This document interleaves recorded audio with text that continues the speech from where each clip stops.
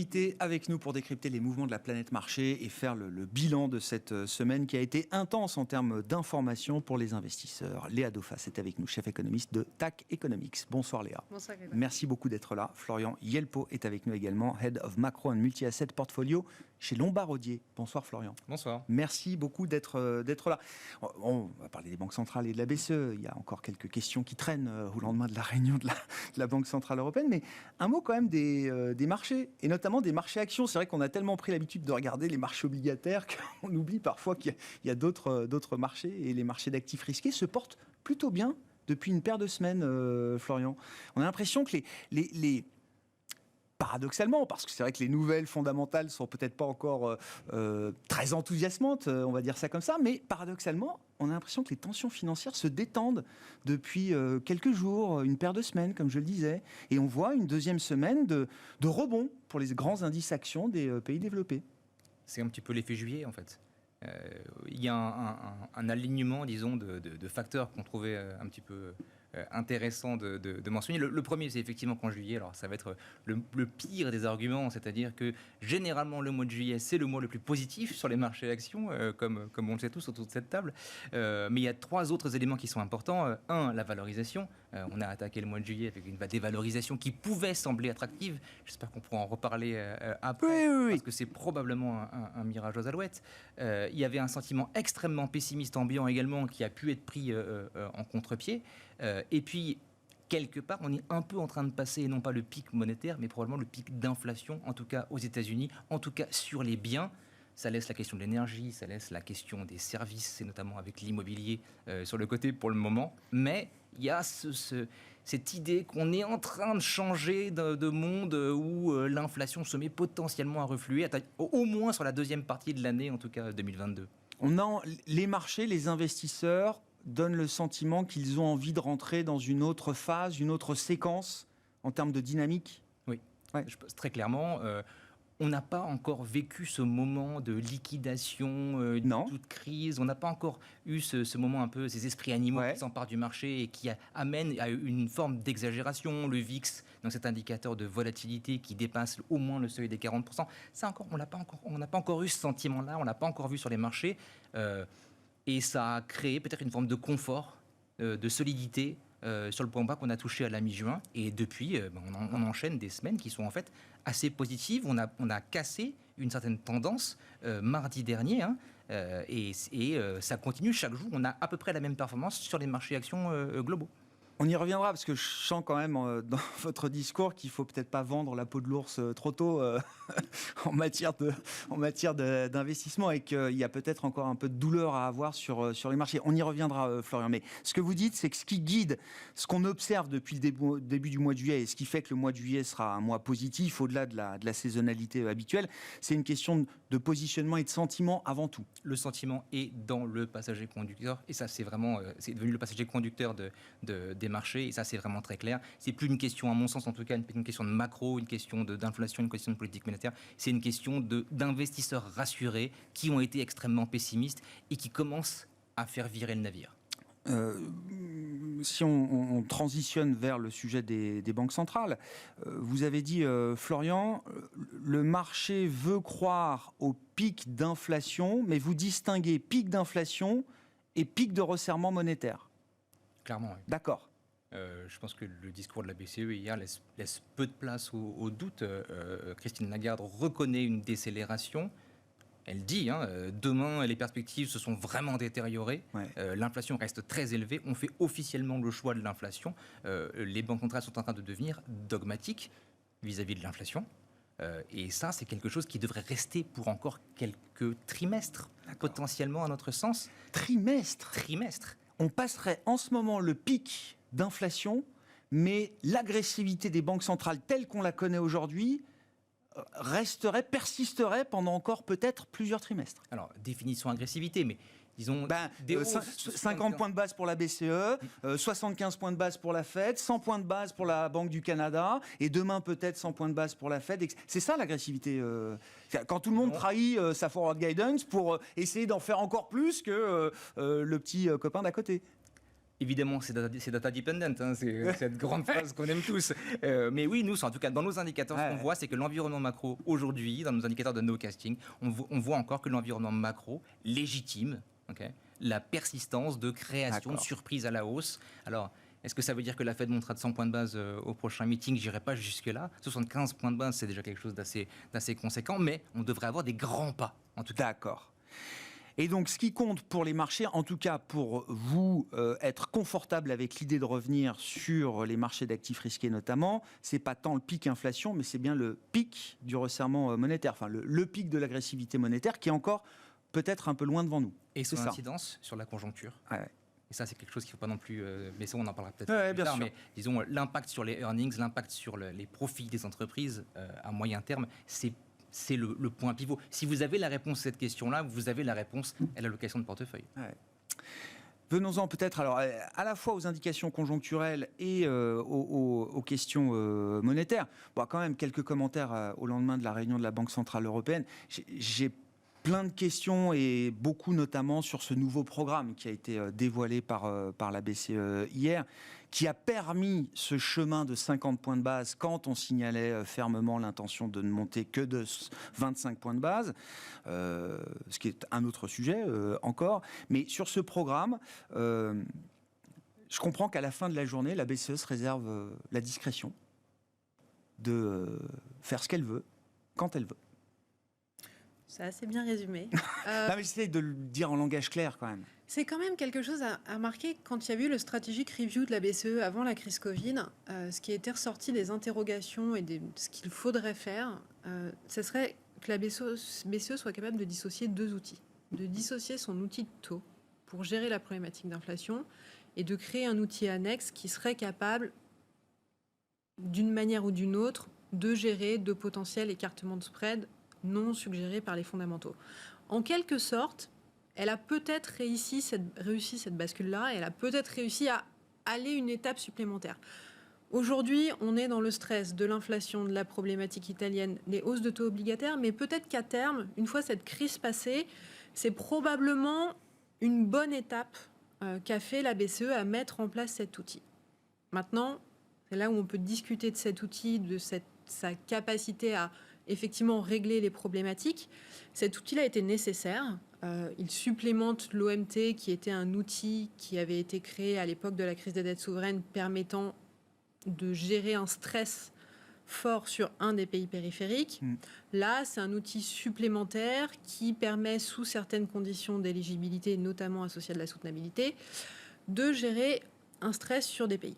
Le problème qu'on a aujourd'hui avec cet outil, c'est que la lecture qu'on en fait, c'est qu'il n'est pas capable de résoudre la crise italienne ou la possible crise italienne qu'on pourrait voir apparaître au cours des prochains mois, et que dans toute cette question crédibilité banque centrale, lisibilité banque centrale, ça va nécessairement être testé. Il va forcément y avoir une remise en question, en tout cas un test de cette crédibilité banque centrale, d'autant plus dans un contexte où elle nous dit que la forward guidance ne sert plus à rien. Ouais, mais il y a un risque de mécompréhension entre le marché et ce que veut bâtir la Banque Centrale Européenne avec cet outil. Parce qu'évidemment, le stress du moment que tout le monde regarde, c'est celui de l'Italie. Et c'est quand même bien à partir du moment où il y a eu ce stress sur l'Italie que la BCE a accéléré un petit peu le travail sur ce programme spécifique. Et donc le marché se dit, si ce n'est pas l'outil qu'il faut pour gérer l'Italie, à quoi ça sert ? Exactement. Bon. On rajoute à ça... Et c'est clairement exprimé par la BCE que cet outil-là, en tout cas que, vu la nature du risque italien aujourd'hui, qui est un risque politique avant tout, auto-infligé par l'Italie, qui ne vient pas en tout cas d'un choc extérieur indépendant de la volonté des Italiens en tant qu'électeurs, c'est pas un sujet que ce programme-là doit traiter. C'est pas un sujet. Qu'il y ait une crise politique ou un événement domestique qui crée un écartement de spread au-delà qui crée un écartement de spread, c'est pas un sujet qui doit être traité par cet outil-là. Si on va un peu plus loin, qu'il y ait des écartements de spread entre les pays de la zone, c'est totalement normal et ça serait même plutôt sain. Qu'on ait une certaine fragmentation entre les pays, c'est même plutôt positif qu'on retrouve ces écarts entre les pays. Maintenant, il faut basculer. Si on bascule, la situation d'aujourd'hui, elle n'est pas du tout la même que la situation de la Grèce souveraine. Déjà, dans les outils, les besoins, les financements qui ont été apportés aux États, on n'est plus du tout dans les mêmes problématiques. Dans les questions de croissance nominale, potentielle ou d'inflation, on n'est plus du tout dans les mêmes problématiques. Et si on essaye de faire les divergences entre les pays, aujourd'hui, on a plutôt une problématique d'inflation en Allemagne qu'une problématique d'inflation en France ou en Espagne. On n'est pas dans la même situation. On retrouve les mêmes mécanismes, on retrouve les mêmes craintes. Je pense que c'est quelque chose qui nous a façonné, même la manière d'analyser la politique monétaire de la BCE. Mais on n'est plus du tout aujourd'hui dans la même situation. Maintenant, on a tous connu 2010-2012. On va forcément avoir cet été un stress sur la dette italienne parce qu'on va vouloir voir la capacité de la BCE à gérer ce stress-là. Si stress il y a, il ne sera pas résolu par cet outil, ce n'est pas son objectif. Et alors, quelle sera la réponse? Quelle sera l'attitude de la BCE dans ce scénario d'un stress italien qui s'intensifierait? Plusieurs canaux. Le premier, est-ce que ça se transmet à d'autres? Si ça se transmet à d'autres pays, on a les outils. Cet outil-là servira. C'est ça. Si on a une hausse... Si c'est une transmission du risque italien non souhaité à des pays comme l'Espagne, le Portugal, la Grèce et autres, là, le TPI, il peut agir. Si la problématique italienne d'une hausse de taux devient un problème pour lequel l'Italie ne peut plus se financer, dans ce cas-là, c'est l'OMT, donc le premier outil qui arrive et qui est en application. Le problème de cet outil-là, c'est que lui, il est associé à une conditionnalité qui était un plan de mesures plus ou moins restrictif pour accompagner ce soutien de la politique monétaire. C'est deux outils très différents. Je pense que l'outil qui était hier était plutôt bien fait dans la stratégie de long terme de la Banque centrale. Ouais, je comprends. Mais ce n'est pas le bon outil pour gérer une crise italienne. Ouais, je comprends. C'est pas l'outil de liquidité, enfin de trading de liquidité. C'est pas l'outil fragmentation, c'est pas l'outil qui va sauver les pays. Non, d'ailleurs, le mot fragmentation n'apparaît pas dans l'acronyme de l'outil. C'est pour garantir la bonne transmission de la politique monétaire. Sur le sujet italien et ses conséquences et la manière dont la BCE essaye quand même d'apporter une réponse, même si on comprend que cet outil est un outil de long terme peut-être avant tout. Florian, qu'est-ce que vous dites? La crise italienne, c'est pas une nouveauté pour les investisseurs. Il y en a à peu près tous les 18 mois, d'une certaine manière. J'ai plus en tête la longévité moyenne d'un gouvernement italien depuis la Seconde Guerre mondiale, mais c'est pas très long. Et d'ailleurs, Mario Draghi a plutôt été au maximum de ce que la longévité de ses prédécesseurs a pu être. C'est une crise italienne comme les autres? C'est une crise italienne différente des autres? Plus grave? Moins grave? Comment vous regardez le sujet là? Le premier élément, c'est de se rappeler qu'on n'est pas en 2011. Que la croissance en elle-même, la croissance nominale, donc inflation plus croissance réelle, et notamment en Italie, est beaucoup plus forte qu'à l'époque, que généralement, c'est quand même un excellent rempart contre le fait qu'une crise politique dégénère en une crise financière, ou du moins une crise de la zone euro. L'Italie, oui, c'est un grand player de la zone euro. Est-ce que c'est le player le plus systémique de la zone euro? Je ne suis pas sûr. Ça dépend de jusqu'où vont les spreads et à quel point il y a contagion. Mais s'il y a contagion, il y a quand même un arsenal à la disposition de la BCE. On en a créé des programmes depuis 2010. Hein. Oui. Non mais effectivement. Les acronymes sont légion. Oui. Ça c'est sûr. Maintenant, on parle beaucoup de ce nouveau programme. Et pour moi, c'est vraiment pas le principal message qui était lié à ce meeting. Ce meeting, c'était un meeting de shift, c'est un meeting de changement de direction réalisé de la politique monétaire, vraiment d'une banque centrale qui devient hawkish, ce qu'on avait encore pas... Enfin, on l'avait pressenti, mais un coup, c'était une question-réponse. La fois d'après, c'était une espèce de forward guidance qu'on n'a pas respecté. Là, il y a la surprise hawkish. Et ils font ce grand choix-là. Pour moi, c'est le message principal. Et le marché, il rallie globalement sur la période. Le marché italien montre un signe de stress, mais les marchés mondiaux montrent au contraire un soulagement. Un apaisement, une reconnaissance qu'on a de la clarté sans forward guidance. Et on est très content que quelqu'un prenne au sérieux la plus grande des inquiétudes du marché financier aujourd'hui, une inflation galopante qui, pour l'instant, ne montre pas de signe d'affaiblissement, en tout cas dans les chiffres eux-mêmes. Et donc, oui, vous approuvez, vous saluez la décision de 50 points de base qui permet, alors c'est 50 points de base, mais c'est aussi sortir des taux négatifs, qui était une des spécificités, on va le dire, de la politique monétaire en zone euro depuis 8 ans maintenant. Mais j'irai plus loin, c'est la fin de l'ère Draghi. Ouais. On met un terme, un peu comme on a mis un terme à l'ère Bernanke, là on met un terme à l'ère Draghi, c'est-à-dire plus de forward guidance, plus de taux négatifs, et clairement plus de quantitative easing. En tout cas, ça ne va pas être du tout la direction qui est devant nous, pour être très, très clair. On s'engage dans une lutte contre l'inflation at all cost, quoi qu'il arrive. Ça me alors, jusqu'à quoi? Jusqu'à ce que quelque chose casse la croissance, l'inflation peut-être, les marchés. C'est quoi le remède contre l'inflation? C'est un sévère ralentissement. Ouais. Donc, à mon sens, c'est pas parce qu'on arrive à la question de quand est-ce qu'on va commencer à avoir ce pic de politique monétaire, mais le pic de politique monétaire, il interviendra bien après l'affaissement de la conjoncture. On a besoin de quelques mois, si ce n'est quelques trimestres de ralentissement économique pour desserrer ce que la demande a créé dans l'économie mondiale. Et encore une fois, l'inflation est une problématique aujourd'hui de pays qui ont une forte demande. On a de l'inflation aux États-Unis, on a de l'inflation en Europe, où on a beaucoup stimulé. On n'a pas d'inflation en Chine, où on n'a pas beaucoup stimulé. On n'a presque pas d'inflation en Suisse, où on a très peu stimulé également. Et donc vous êtes convaincu que malgré le fait qu'on va commencer à avoir des chiffres négatifs de croissance sur un ou des trimestres ici et là, malgré le fait qu'on va voir peut-être des indications sur le marché du travail se retourner, on voit déjà des inscriptions hebdomadaires au chômage qui chaque semaine sont un peu plus importantes aux États-Unis. Le taux de chômage reste historiquement bas. Il n'y a pas encore de sujet de ce point de vue-là, mais on va avoir cette dynamique-là sur la conjoncture. Et le discours et les actes des banques centrales, Fed en premier, resteront sur un niveau d'agressivité important. Plus important que ce que certains imaginent peut-être aujourd'hui dans le marché. Je vous le dis autrement. Ouais. Les banques centrales ont, en tout cas la Fed par exemple, a longtemps joué la carte de l'inflation transitoire. Il y a eu une forme de dogmatisme par rapport à l'inflation transitoire. La conséquence d'avoir laissé à jouer cette carte trop souvent, c'est de l'inflation. Aujourd'hui, la conséquence de ne pas être dogmatique, elle serait potentiellement pire que son opposé. Donc on a besoin de ça aujourd'hui, il faut purger cette inflation. Plus on attend, plus ça va être coûteux. Personne n'a envie d'arriver à un moment Volcker. Personne n'a envie d'avoir besoin d'une double récession pour maîtriser cette vague d'inflation. Il faut casser les systèmes, il faut casser la logique de l'augmentation des salaires aux États-Unis.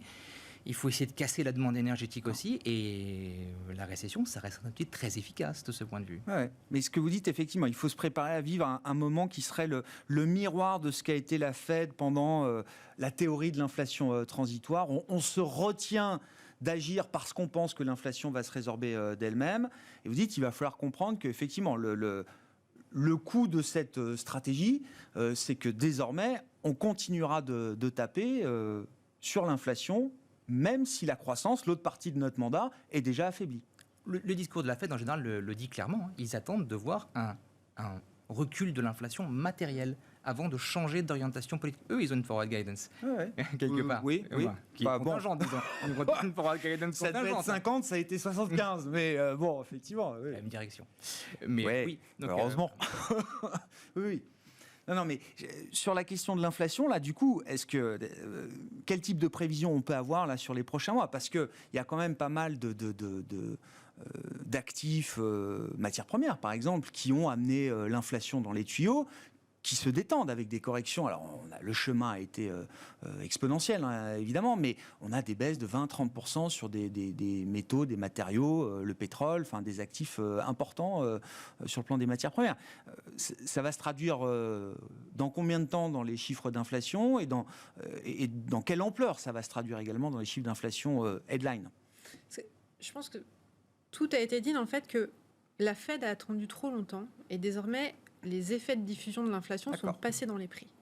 Donc, même si on a un recul des composantes matières premières, énergie, peut-être alimentaire et encore, dans tous les cas, la persistance et les effets de diffusion qui sont passés sur le prix des biens et sur le prix des services maintiennent des niveaux d'inflation qui vont durer. Donc, suivant les scénarios pétrole de chacun, on est probablement sur un pic fin du 3e trimestre sur les niveaux d'inflation. Nous, on a un pic en septembre sur les États-Unis et un pic dans la zone euro au mois d'octobre. Mais après, on n'a pas du tout un retour ni au niveau d'avant-crise, ni au target des banques centrales. On est encore à fin 2023 sur des niveaux autour de 4,5% d'inflation aux US, parce que on a eu une forte hausse sur le prix des biens. Elle va peut-être s'affaisser, mais on ne reviendra pas au niveau d'avant-crise. Avant-crise, on avait une moyenne entre autour de 0 à 1% sur les prix des biens en variation annuelle. On est passé au pic à 10%, on ne reviendra pas à 0. On sera, meilleur des cas, peut-être à 3 à 4%. Prix des services, pareil, on a une inertie. Les salaires vont augmenter, les prix des loyers vont augmenter. On a un gap qui va se mettre en place et qui ne reviendra pas en arrière, même si la Fed augmente. On a une inertie qui est passée, qui reste présente sur les prix. Donc on va avoir les composantes volatiles qui vont s'affaisser, mais le reste des composantes ne va pas s'ajuster à la hauteur de l'ajustement qu'on a connu. Donc ça va être un processus long. Et c'est pour ça, effectivement, que les banques centrales, alors Fed, évidemment, zone euro aussi, elle nous l'a montré hier, qu'elles ne doivent pas arrêter et faire un pivot aujourd'hui parce que non seulement on a un risque d'inflation, mais c'est surtout leur crédibilité est en jeu. On pourra en redire un mot de la crédibilité. Non, mais ça veut dire aidé par un retournement conjoncturel ou une récession qui arrivera, tout le monde l'attend, elle est quand même avec des probabilités importantes aujourd'hui dans les 6-12 prochains mois. Ça va quand même aider à détendre un petit peu l'inflation, mais ce ne sera pas suffisant. Est-ce que néanmoins, on peut imaginer qu'à un moment, le budget de hausse de taux ou le chemin des hausses de taux puisse s'adoucir un petit peu, partant des 50, 75, 100 points de base qu'on voit en ce moment? Nous, on a plutôt des projections fin d'année, début d'année prochaine, parce qu'on a aussi un scénario de récession plutôt fin d'année, début d'année prochaine. On a un affaissement fort des indicateurs, on a un ralentissement fort de la conjoncture aujourd'hui, mais il y a quand même une persistance sur ce troisième trimestre, en tout cas une certaine résilience sur ce troisième trimestre. Et donc, on a un effet de diffusion. Nous, c'est plutôt fin d'année qu'on voit les récessions aux États-Unis et en zone euro. Et encore une fois, ce n'est pas du tout des récessions type 2008 ou type crise Covid. Ce sont des récessions qui entraînent un affaissement de la demande, un affaissement de l'activité. Mais sur le scénario 2023, on a encore un scénario de reprise, un scénario qui se reprend bien. Donc, on a un affaissement de la demande, on a une bascule sur les prix, sur l'inflation. Ça permet aux banques centrales d'arrêter d'être dans ce resserrement agressif. Par contre, compte tenu du fait qu'on a une inflation durable, elles restent dans des politiques monétaires qui sont restrictives. Et ça, sur l'horizon 2022-2023. Ouais. La Fed sera restrictive. Est-ce que la BCE le sera également Alors, on travaille à partir de modèles, donc on travaille à partir de règles. Ce que nous disent nos règles, c'est que par rapport au niveau que devrait avoir la Fed compte tenu du marché du travail et de l'inflation, la politique monétaire de la Banque centrale et de la BCE seront un peu plus élevées pour continuer d'affaisser cette demande, et en tout cas pour éviter de retrouver ce niveau haussier sur les prix.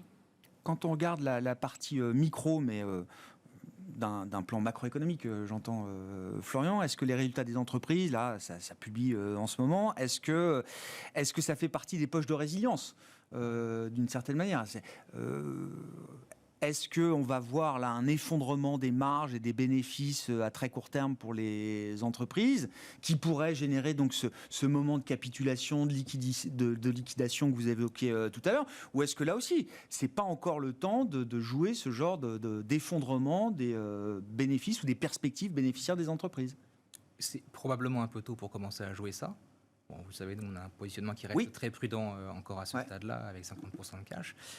Mais dans l'ensemble,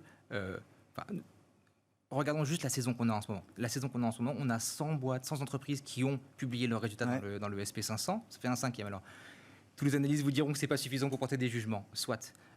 Aujourd'hui, les earnings, donc les résultats, sont en moyenne en baisse quarter over quarter, en termes de variation trimestrielle, pas en hausse. Les ventes, elles sont en hausse, mais pas d'un trimestre en séquentiel. Okay. En séquentiel, exactement. Ouais. Donc quelque part, il y a un premier effet ciseau, les coûts sont en train de progresser, les entreprises passent moins ces hausses de coûts à leurs consommateurs, la demande reste forte, elle est résiliente, la demande, on le voit partout, on le voit chez les entreprises, on le voit aussi dans certaines des enquêtes. Dans l'ensemble, ça tient encore la route. C'est trop tôt peut-être pour rentrer là-dedans, mais disons que septembre-octobre, on va commencer à avoir ce double effet ciseau affecter les entreprises, probablement. Et on devrait découvrir lors de la prochaine saison qu'effectivement, les résultats sont moins bons qu'attendus, qu'il y a peut-être une contraction marginale globalement.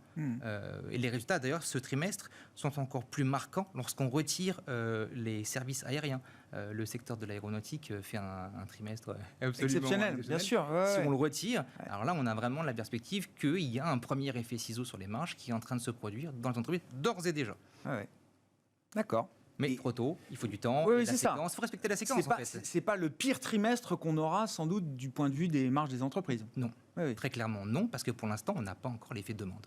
Quand on verra cet affaissement de l'économie que vous décriviez rentrer justement dans les chiffres de vente, c'est là où effectivement, aujourd'hui le marché, enfin si j'ose, le marché aujourd'hui, il a beaucoup baissé parce que les taux ont monté. Ça, c'est vraiment une idée qui est vraiment très forte, qui doit être très structurante. Les actions, elles ont ce qu'on appelle une sensibilité taux d'une dizaine d'années, c'est-à-dire que quand les taux montent de 1%, les actions perdent 10%. Ben là, les taux sont montés de 2%, du coup, les actions ont perdu 20%. On est dans les clous. Depuis mi-juin, les taux ont baissé de 50 points de base, donc de 0,5% x 10. Plus 5%, c'est la exactement la perf qu'on a. On est vraiment dans les clous. Ce qui se passe cette semaine, qui est quand même un changement qui n'est pas encore tout à fait perçu, c'est que pour la première fois, le marché monte plus vite que les taux ne baissent. Donc on a un pricing justement qui peut paraître contre-intuitif. On a un pricing d'une amélioration des earnings dans le futur.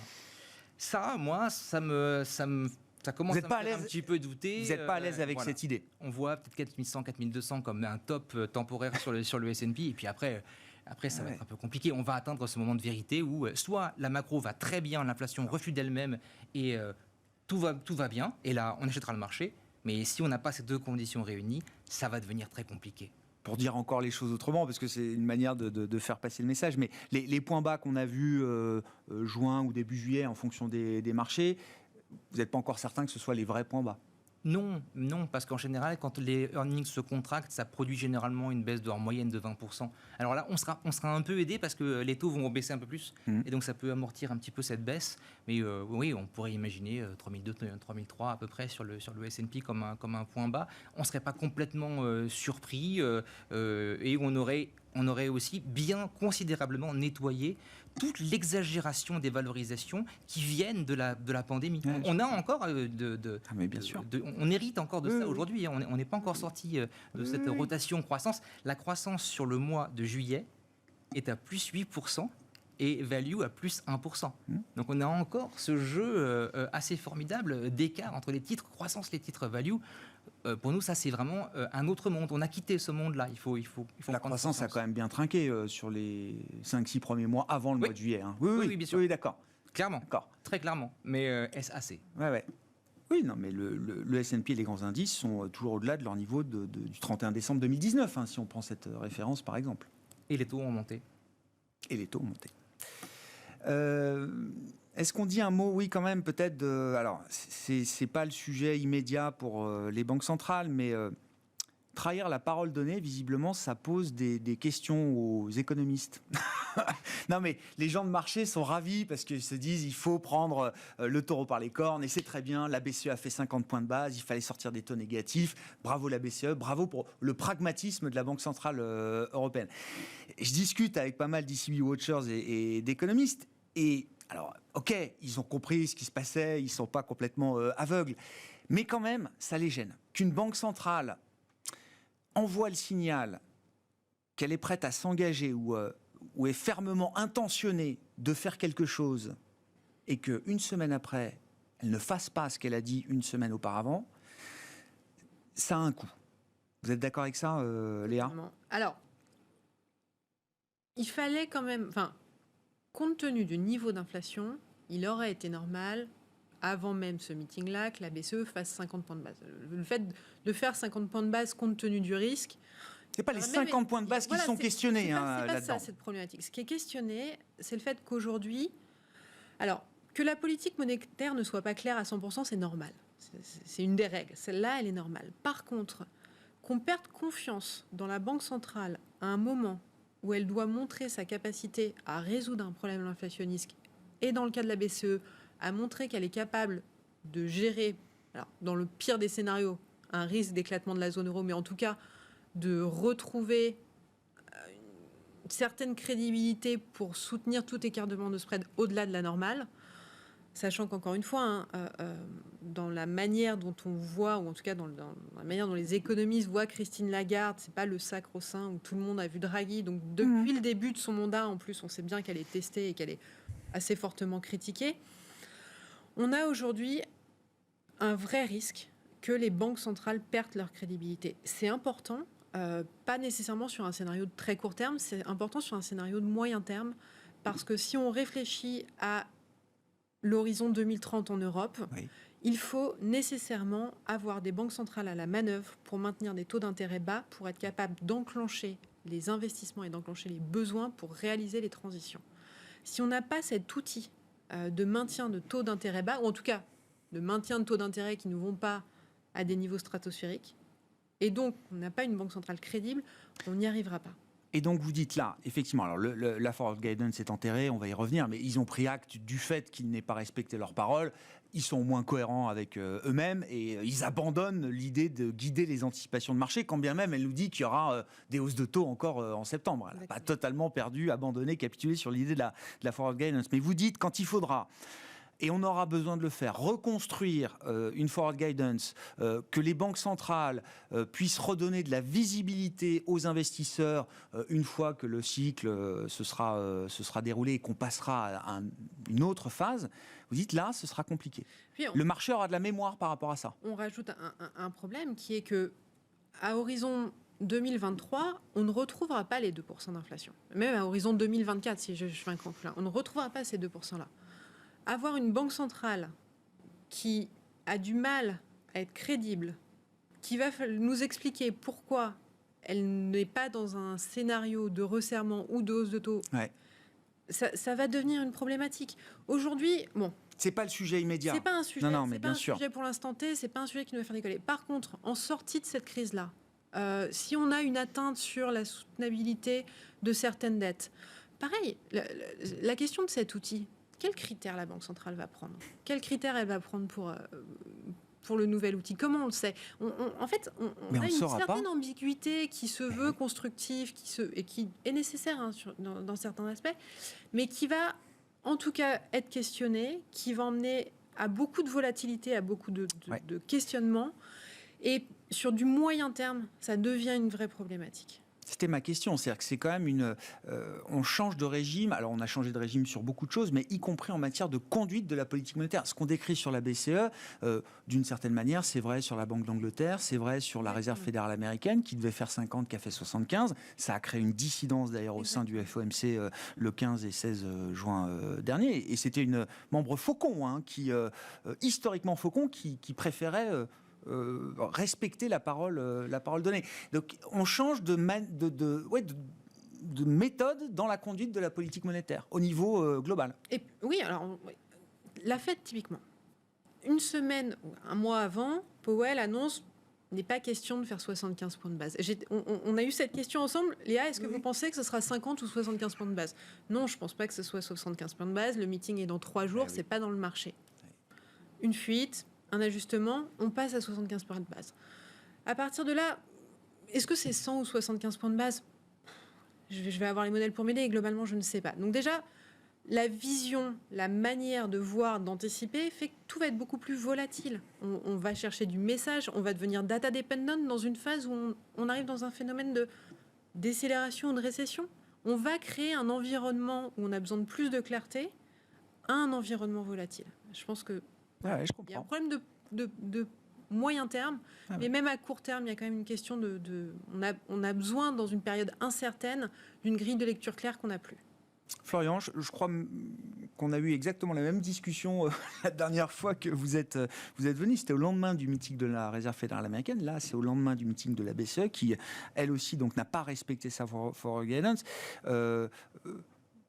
À court terme, ça vous rassure parce qu'il faut être pragmatique. Est-ce qu'à moyen terme, sur le moyen terme, vous partagez quand même l'idée que ce soit un peu dérangeant, ou est-ce que non, finalement, la discrétion absolue en matière de politique monétaire peut être une bonne chose dans un monde qui sera peut-être demain structurellement plus volatile ? Je pense qu'on aura enfin une première dissidence. Moi, je suis assez content de voir nos banquiers centraux réagir de façon cohérente avec la volatilité de l'environnement qu'on est en train de traverser. On n'a jamais vu un choc de demande aussi fort de toute notre vie. On est en train de courir derrière perpétuellement, nous, les gérants de portefeuille, eux, les banquiers centraux. Pour faire de la forward guidance, il faut un scénario qui soit solide et qui soit juste. Et continuellement, les données macro montrent aux banquiers centraux qu'ils ont tort continuellement. Ils ont eu tort de mi-juin dernier à juin globalement, enfin ils ont à décembre globalement, lorsqu'ils ont dit qu'elle serait temporaire. On a pensé que ça allait commencer à rollover, pas du tout, ça continue. Face à ça, ils ont un principe de réalisme qui paieront peut-être plus tard. Aujourd'hui, les anticipations d'inflation, elles sont ancrées. On peut regarder globalement où on en est aux États-Unis. Oui, mais elles ne sont pas parties en vrille. Alors ça a monté. Oui, mais elles ne sont pas parties en vrille. Non, pas en vrille. Au final, oui, mais bon. Mais vous avez en face de vous quand même le bazooka ultime, qui est la Fed, ou même que peut être la BCE depuis Draghi. Avec Draghi, on a découvert que la BCE pouvait également se mettre en face de nous de façon colossale. Après, sur le PTI et sur l'outil lui-même, ce choix de la discrétion, moi, il me surprend énormément. Ce qui était le meilleur morceau de Draghi, c'était justement l'imposition de la règle, qui consistait à dire, de toute façon, on ira au maximum, on ira jusqu'au bout, de toute façon, pour maintenir la cohésion. Vous faites comme vous voulez. Vous pouvez jouer, avoir des positions contre nous. Nous, on ira jusqu'au bout. Et ce chicken game a bien marché sur les marchés. Là, on est en train de dire, c'est pas le bon outil pour l'Italie, puis c'est discrétionnaire. On a 4 critères, mais je vous dis pas tout, mais on discute et après on voit. Alors on voit, ça les marchés, en général, ils l'entendent assez bien. Bernanke avait tenté le coup lors du premier quantitative easing en disant oui, on passera normalement pas la barre des 3% sur les taux nominaux américains. Le marché a derrière, de suite, est allé tester pour vérifier si c'était bien vrai. Le risque, c'est que le marché teste. C'est son métier. Bien sûr. C'est d'aller vérifier si les hypothèses sont justes ou pas. Et il va y aller probablement comme un seul homme. La question, c'est est-ce qu'il y aura contagion ?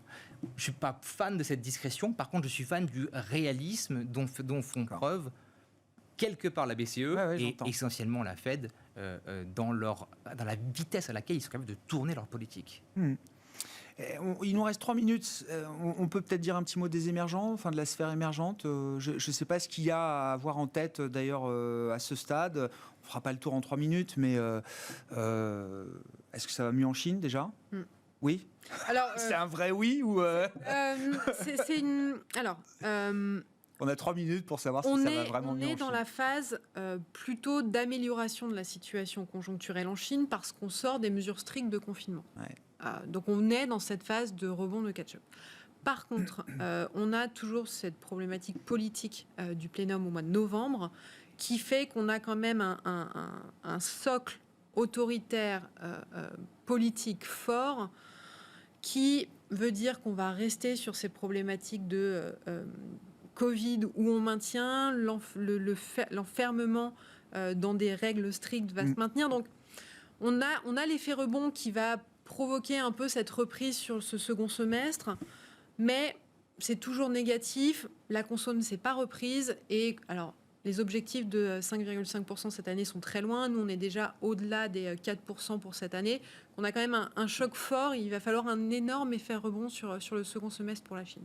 Sur le reste de l'ensemble émergent, pour résumer, c'est un peu le perfect storm. C'est-à-dire qu'on a une problématique d'inflation, une problématique en face de ça de resserrement de taux, alors qui ont déjà eu lieu pour certaines économies, je pense à l'Amérique latine, pour d'autres, notamment l'économie asiatique, on n'est pas encore dedans. Et avec des banques centrales qui deviennent plus agressives, on a d'autant plus la nécessité d'accélérer ce resserrement-là. Donc on a un choc inflationniste, on n'a plus trop de dynamique venant des économies développées, récession aux US, récession en zone euro. Reprise en Chine, ça va un peu compenser, mais l'ensemble est quand même moins fort que ce qu'on attendait. Et donc tout ça, quand on a moins de croissance, plus d'inflation, un resserrement monétaire, c'est une montée forte des risques sociaux et politiques qu'on voit déjà émerger. Exactement. Mais on parle de l'Équateur, on parle dans toutes les zones aujourd'hui, on a cette montée des risques, cette explosion des risques qui ont été accentuées par la crise en Ukraine, mais qui étaient là avant. Donc aujourd'hui, le monde émergent, c'est plutôt le perfect storm. À ceci près qu'effectivement, le rebond chinois permet une sorte de petit appel d'air, mais ce n'est pas du tout un environnement confortable. C'est pas un game changer, effectivement, pour cette partie-là. En termes d'investissement, Florian, donc la prudence reste de mise, ça j'ai compris. Mais j'entendais 50% de cash, vous étiez à 70 à un moment. Absolument. Je me trompe pas. Hein. Absolument. Et donc, donc c'est quoi Plus d'obligations. Ouais. On a repris de la duration même. On a repris de la duration progressivement. Oui, on est un peu plus investi qu'on ne l'était. Les marchés, il y a eu le petit rallye action. Les obligations, ça va mieux. Nous, naturellement, on a risqué un petit peu le portefeuille automatiquement. Les tendances se sont un petit peu calmées. Les tendances négatives se sont un petit peu calmées. Le sentiment s'est amélioré. Et pour nous, automatiquement, ça veut dire un peu plus de prise de risque. On est quand même très loin des maximums. On a pu atteindre 150 voire 200% d'allocation. On en est très très très loin. On est même beaucoup plus proche de 2020 qu'on était proche de 2017. Oui, donc on garde encore de la poudre sèche pour d'autres moments sur les marchés. Oui, qui se rapprochent de nous. Merci beaucoup. Merci à vous deux d'avoir été avec nous pour conclure cette semaine sur les marchés. Florian Yelpo, le responsable des portefeuilles multi-assets et macro chez Lombard-Odier. Léa Dauphas, chef économiste de TAC Economics. C'était les invités de Planète Marché ce soir dans Smart Bourse sur Bismart.